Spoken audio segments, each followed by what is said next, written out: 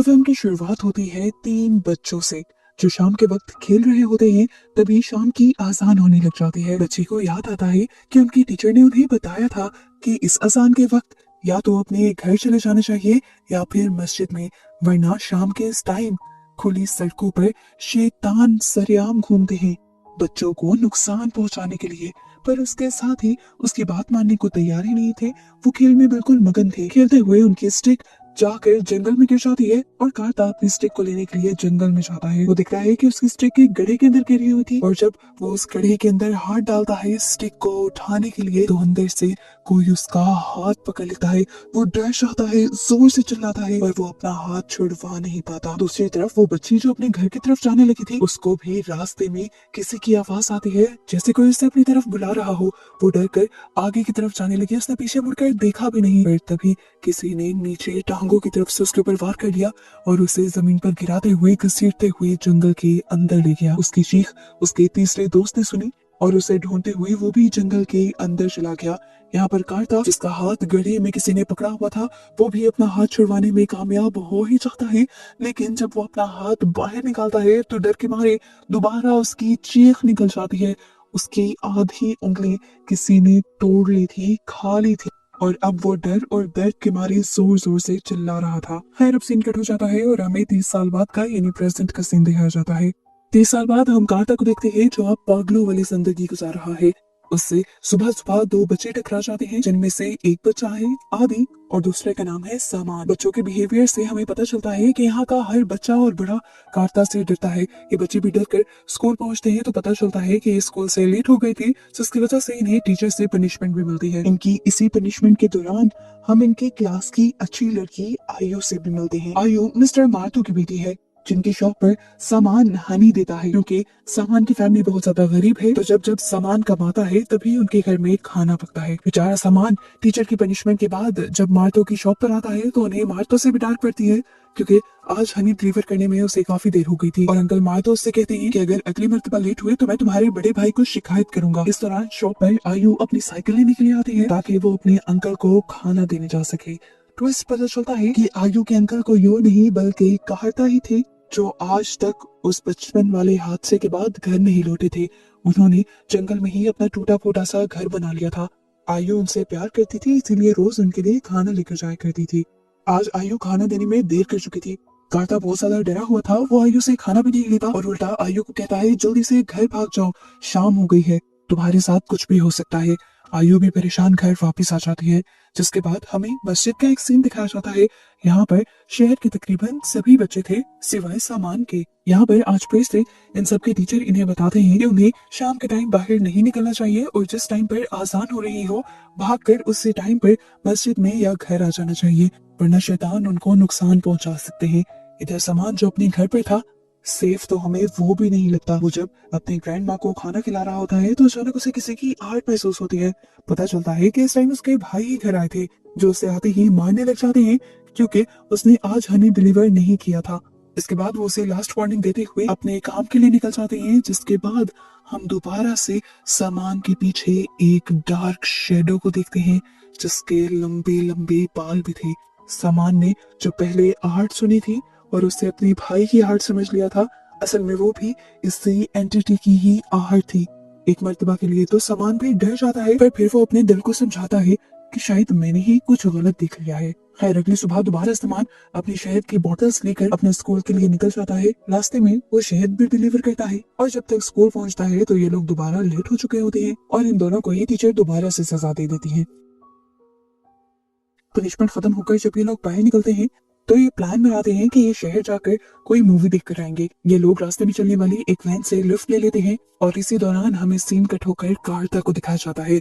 जंगल में एक अजीब सी हवा को महसूस करता है और वो जल्दी से सारा सामान फेंक कर ऊपर पहाड़ियों की तरफ जाता है।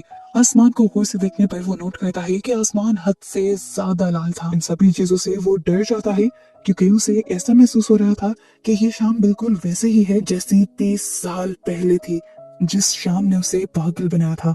इधर वैन के अंदर हम सामान और आदि को देखते हैं जो अपनी टीचर के बारे में बात कर रहे थे जो रोज रोज उन्हें पनिश कर दिया करती थी। गुस्से में सामान कहता है काश वो मर जाए। ये बात सुनकर वैन ड्राइवर गुस्सा होता है और उसे ऐसी बातें करने से मना भी करता है। सीन कट होकर हमें टीचर का घर दिखाया जाता है, जहाँ पर अब अजीबो गरीब काम होना शुरू हो गए थे। बार बार उनके घर का दरवाजा खुल रहा था और लाइट्स भी फ्लिकर कर रही थी। जितनी भी बार वो दरवाजा बंद करती थी, दरवाजा दोबारा खुल जाता था। तंग आकर उन्होंने दरवाजा लॉक किया तो अचानक से घर का पिछला दरवाजा खुल गया और वहां उसे एक भयानक एंटिटी खड़ी दिखाई दी। वो एंटिटी उसे घर से बाहर ले जाकर उसे पोजेस कर लेती है, अपने कब्जे में कर लेती है और उसके बाद उसका गला घोंटते हुए उसे मार देती है। टीचर की इस तरह अचानक वाली मौत की वजह से गांव में अफरा तफरी सी मच जाती है और उस अफरा तफरी को देखते हुए वो वैन वाला भी गांव की तरफ ही दोबारा अपनी वैन मोड़ लेता है। इन्हें भी टीचर की मौत के बारे में पता चल जाता है। ये लोग टीचर के घर जाते हैं तो सामान टीचर की लाश को देखकर और भी ज्यादा डर जाता है। उसे गिल्ट हो रहा था क्योंकि उसे लग रहा था जो उसने कहा ये सब उसी की वजह से हुआ है। ऊपर से आदि भी उसे यही गिल्ट करवाने लग जाता है और गुस्से में वो आदि से ही लड़का यहाँ से भाग जाता है। खैर अगले दिन टीचर का फ्रेंडल रखा जाता है, जहाँ पर भी सामान जब गया था तो उसे ऐसा महसूस हुआ कि जैसे उसी टीचर का घोस्ट और सोल उसे हॉन्ट कर रही है, उसे डरा रही है। डरकर वो घर वापस आ जाता है और आकर जल्दी से अपना चेहरा साफ करता है और तभी हम देखते हैं कि उसी पानी से जिससे उसने चेहरा साफ किया था वो शैतान निकल आता है बाहर और बाहर निकलते ही वो सामान को पोजेस कर लेता है। फिर दिन गुजरता है और अगले दिन हम देखते हैं कि गांव के इम्पोर्टेंट लोगों का एक ग्रुप पुलिस ऑफिसर के साथ एक न्यू टीचर का वेलकम करने के लिए जाते हैं। ऑफिसर टीचर से पूछते हैं कि आप तो सुबह को आने वाली थी, फिर इतनी देर कैसे हुई? तो टीचर एक अजीब सी बात कहती है कि मैं भटक कर दूसरे गांव में चली गई थी। हम देखते हैं कि इस टाइम कांटा दरख्त के पीछे से अजीब सी नजरों से उस टीचर को दिख रहा था। सुबह में हमें दिखाया जाता है आदि और समान जो एक साथ स्कूल आया करते थे। अब समान आदि के साथ नहीं था। आदि अकेला स्कूल पहुंचता है, फिर भी लेट पहुंचता है, लेकिन ये नई टीचर निंगसी उसे कुछ भी नहीं कहती और बस इसी बात की वजह से आदि को ही नई टीचर पसंद आ जाती है। इतनी देर में हम देखते हैं कि यहाँ पे समान का भाई भी शहर से लौट आया था। वो अब आयु के डैड के घर जाता है उनसे उनके हनी के पैसे लेने के लिए, पर आयु के डैड उसे बताते हैं कि सामान ने तो कई दिन से हनी डिलीवर किया ही नहीं। ये जानकर उसे गुस्सा आ जाता है और वो घर आते ही बिना सोचे समझे सामान को मारने लग जाता है, ये सोचे बगैर कि सामान में किसी वजह से इस टाइम उससे ज्यादा ताकत है, क्योंकि उसे एक ईवल जिन ने पोसेस किया हुआ था। तो अब वो अपने अंदर के जिन को अपने भाई को मार देने को कहता है। वो जिन पहले उसकी बॉडी से निकलकर उसे डराता है और फिर दोबारा उसकी बॉडी में जाकर उसी के जरिए यानी सामान के जरिए उसके भाई को मरवा देता है। सामान ने खुद बहुत मरतबा स्टैब करते हुए अपने भाई का मर्डर किया था। अब क्योंकि उसके भाई ने उसे शहद ना डिलीवर करने की वजह से मारा था, तो ये शिकायत आयु के डैड ने लगाई थी। इसी का बदला लेने के लिए वो आयु के घर जाता है और उनकी सारी मुर्गियों को मारकर उनका खून इकट्ठा कर कर शहद की बॉटल्स में डाल देता है और जाकर आयु के ही डैड को पकड़ा देता है।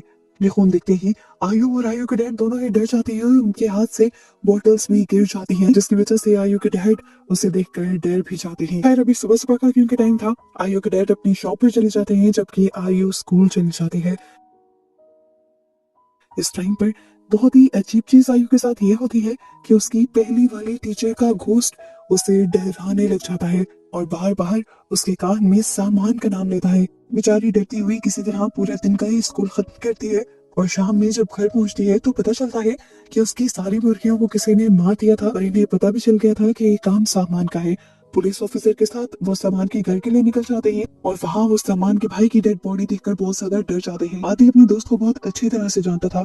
वो उसकी फेवरेट जगहों पे जाता है और उसे सामान नदी के दरमियान में खड़ा हुआ मिल भी जाता है। आदि जल्दी से वहाँ पर सब लोगों को बुला लेता है और ये लोग सामान को पकड़कर घर ले आते हैं। सबको ये पता चल गया था कि वो पोजेस है, क्योंकि वो कोई बात नहीं कर रहा था बल्कि अजीबो गरीब बातें बड़बड़ा रहा था। इनकी नई टीचर को भी जब इस वाकये के बारे में पता चलता है तो वो भी सामान से मिलने के लिए आती है, लेकिन सामान उनकी भी किसी बात का कोई जवाब नहीं देता और वो भी डिसअपॉइंट हो जाती है। हम देखते हैं कि गार्ड दूर से ये सब चीजें नोटिस कर रहा था और बहुत ही ज्यादा डर भी चुका था।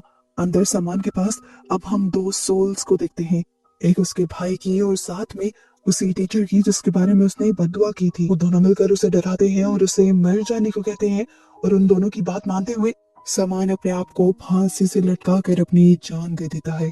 अपने दोस्त की मौत से आदि बहुत ही ज्यादा डिस्टर्ब हो चुका था। उसकी टीचर उसे सहारा भी देती है, लेकिन अब उसका किसी भी चीज में दिल नहीं लगता। वो शाम तक स्कूल में रुकता है, यहीं पर प्रे करता है और प्रे करके जैसे ही बाहर निकलता है तो उसे स्कूल में सफाई करता हुआ अपना दोस्त दिखाई देता है।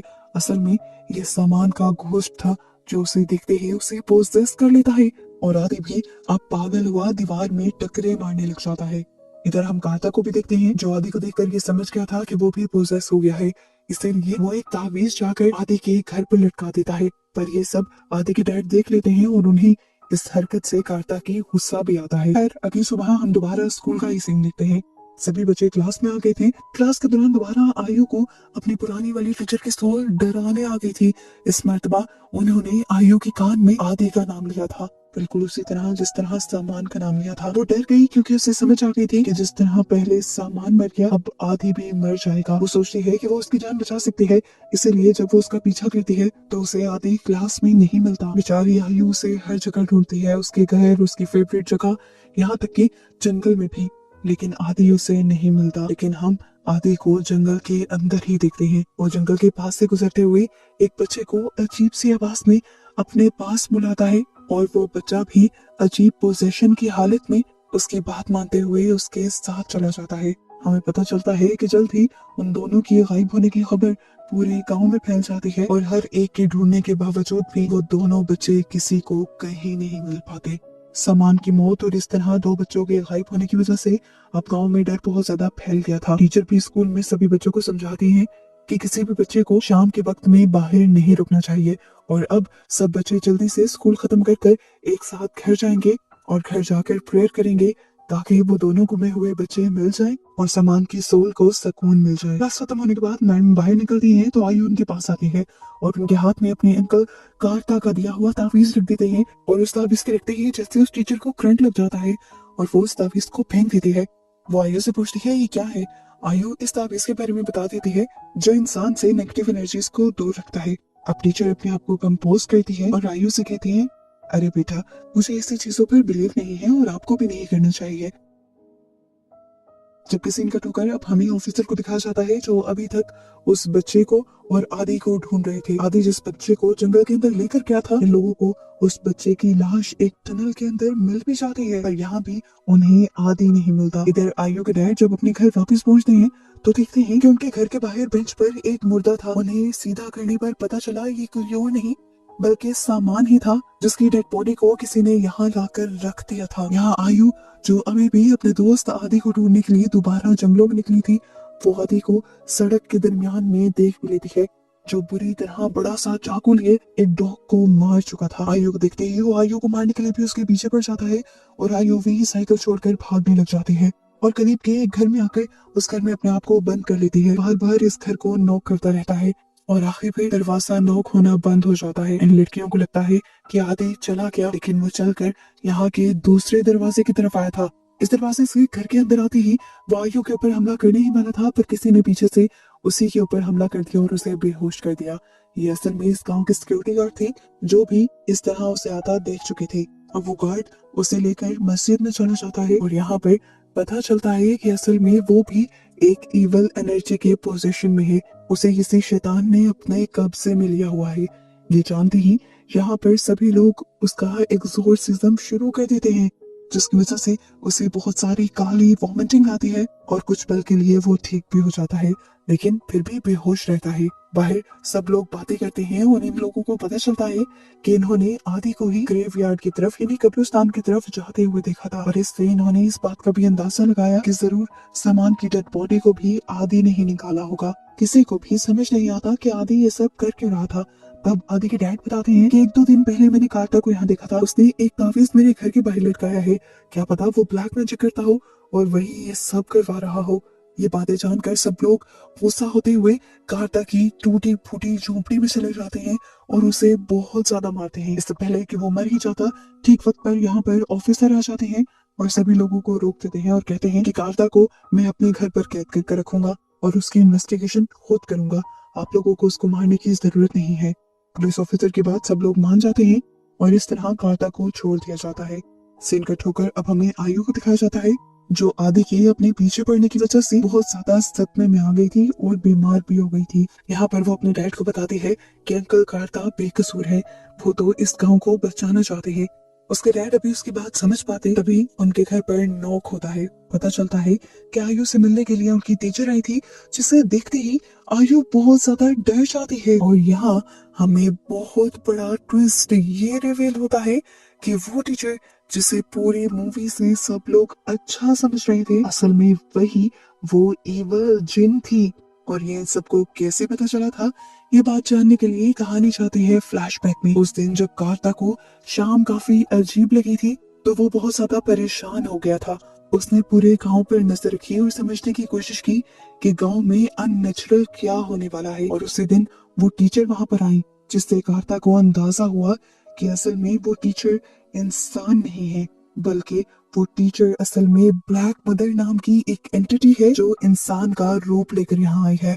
ये ब्लैक मदर असल में बच्चों के डर को खाती है, और फिर जब उसका दिल भर जाता है बच्चों को डरा डरा कर, तो वो उन बच्चों को मार दिया करती है। उसकी सोच ठीक थी या नहीं ठीक थी, इसे ही चेक करने के लिए कार्ता ने खुद वो तावीज बनाकर आयु को दिया था और आयु को सारी बात समझाई थी। उसने बताया था कि अगर तुम्हारी टीचर उस तावीज को पकड़ ले तो समझ जाना कि वो इंसान है, और अगर वो इस तावीज को पकड़ते ही उसे फेंक दें या फिर उन्हें कोई अजीब झटका लगे या वो कोई भी अजीब हरकत करें या गुस्सा करें, तो समझ जाना कि वो ब्लैक मदर ही है। और उस दिन हमने तो खुद देखा था कि कितना घबराते हुए उसने उस तावीज को गिरा दिया था। और उस दिन आयु की इस हरकत से ब्लैक मदर को भी ये बात पता चल गई थी कि आयु उनकी सच्चाई जान गई है।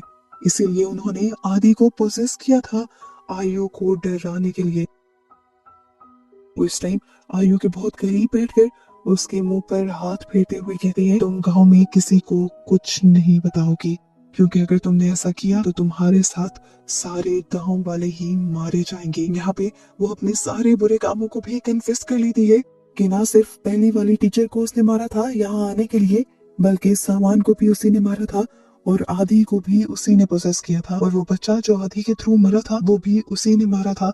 सामान के भाई को भी उसने मारा था। और तुम्हें एक और मजेदार की बात बताऊं, तुम्हारे अंकल कार्ता जो आज तक सबको पागल लगते हैं, असल में 30 साल पहले उनको भी मैंने ही डराया था और मेरी वजह से वो आज तक पागल बने फिरते हैं। यहाँ पर आयु को ये भी बात समझ आ जाती है कि जो पहली वाली टीचर की सोल उसे नजर आ रही थी, वो बार बार आयु की मदद करना चाहती थी, उन्हें बचाना चाहती थी।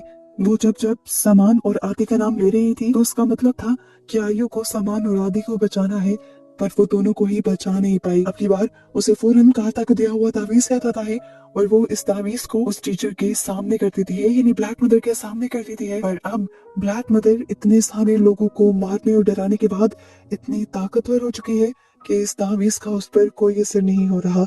यहाँ तक कि वो तो इस तावीज को एक नॉर्मल कागज के टुकड़े की तरह पकड़ भी लेती है। ये सब करने के बाद अब वो टीचर यहाँ से चली जाती है और उसकी जाते ही आयु भी उठकर कार्ता के पास जाती है। कार्ता उसे देखते ही डर जाता है क्योंकि उसे लगता है कि वो भी बाकी लोगों की तरह उसे मारने के लिए आई है। पर आयु बताती है, नहीं, मैं आप पर पूरा भरोसा करती हूँ, मैं ब्लैक मदर की सारी सच्चाई जान गई हूँ। ब्लैक मदर ने सब कुछ मेरे सामने कन्फेस किया है और उसने मुझे ये भी बताया है कि वो अब आदि को मारने वाली है। हम दोनों को मिलकर उसे बचाना होगा। कार्ता उसकी बात मान जाता है और कहता है कि मैं टीचर के घर जाकर उसको पकड़ता हूँ और तुम आदि का पीछा करो और उसकी हिफाजत करने की कोशिश करो। दोनों अपने अपने रास्तों पर निकल जाते हैं और कार्ता टीचर के घर जाकर उस टीचर को उसके असली रूप में देखता है, एक भयानक बुढ़िया वाले रूप में, जो बिना पीछे देखे ही उसके यहाँ आने को पहचान लेती है और उसी की दोस्त का रूप देते हुए उसे डराने की कोशिश करती है। सीन्स दोबारा फ्लैशबैक में जाते हैं और हमें दिखाया जाता है कि उस दिन कार्ता की उंगली कटने के बाद हुआ क्या था। असल में इस जिन ने कार्ता की आंखों के सामने ही उसके दोनों दोस्तों के डर को पहले एंजॉय किया था और फिर उन दोनों को ही वहां पर मार डाला था। और गांव वालों को लगा था कि ये सब करने के पीछे कार्ता ही है और उन्होंने कार्ता को पागल समझकर छोड़ दिया था। उन सारी चीजों के फ्लैशबैक आने के बाद कार्ता बहुत ही ज्यादा कमजोर हो जाता है और डर जाता है, लेकिन फिर उसे याद आता है कि अगर उसे इस एंटिटी से लड़ना है और आदि को बचाना है तो उसे अपने डर पर भी काबू पाना होगा। अब वो उस जगह जाता है जहाँ पर पहली मर्तबा उस एंटिटी ने उसे पोसेस किया था। वो इस जगह को ही जलाने लगता है, पर यहाँ पर तभी उसके दोस्तों की सोल आ जाती है। वो फिर भी डरता नहीं और अपना काम करता रहता है, जबकि दूसरी तरफ हम देखते हैं कि आयु को भी आदि मिल गया था। वो आदि को रोक रही थी पर आदि बिना उसकी बात सुने जैसे किसी ट्रांस में आगे की तरफ चलता जा रहा था। हमें देखने को मिलता है कि असल में उसी ब्लैक मदर ने उसे पोजेस करते हुए नदी के पास बुला लिया था और अब वो उसके डर का मजा लेते हुए उसे मारने ही वाली थी। लेकिन तभी यहाँ पर आजान होने लगी और यह आजान असल में कोई और नहीं बल्कि कार्टा ही दे रहा था। अजान की आवाज से वो ब्लैक मदर बहुत ही ज्यादा कमजोर पड़ने लग जाती है और तभी हमें पता चलता है कि सुबह का टाइम भी हो चुका है। ये ब्लैक मदर हमेशा सुबह के वक्त में बहुत ज्यादा कमजोर हो जाती है। उसके कमजोर होने की वजह से उसका पोजीशन आदि के ऊपर से भी टूट जाता है और आदि नॉर्मल हो जाता है। ये लोग आदि को इस तरह बचाते हुए यहाँ से निकल जाते हैं, जिसके बाद कार्ता पूरी तरह उस ब्लैक मदर को हराते हुए उसे यहाँ से भगा देता है। लेकिन ब्लैक मदर का किस्सा यहीं खत्म नहीं होता। हम उसे एक दूसरे गांव में एक दूसरे बच्चे को डराते हुए देख पाते हैं और इसी तरह उस डरे सहमे बच्चे को दिखाते हुए ये मूवी यहाँ खत्म हो।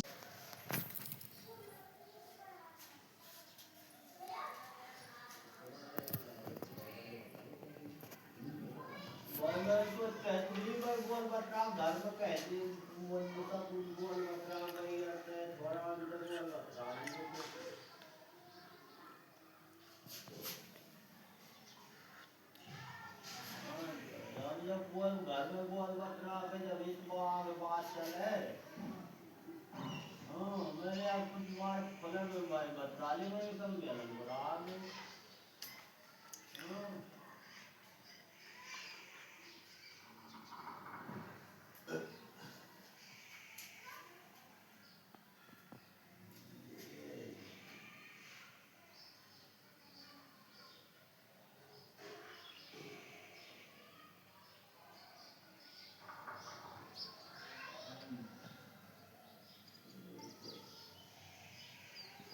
अब हमें दिया कि जिस बात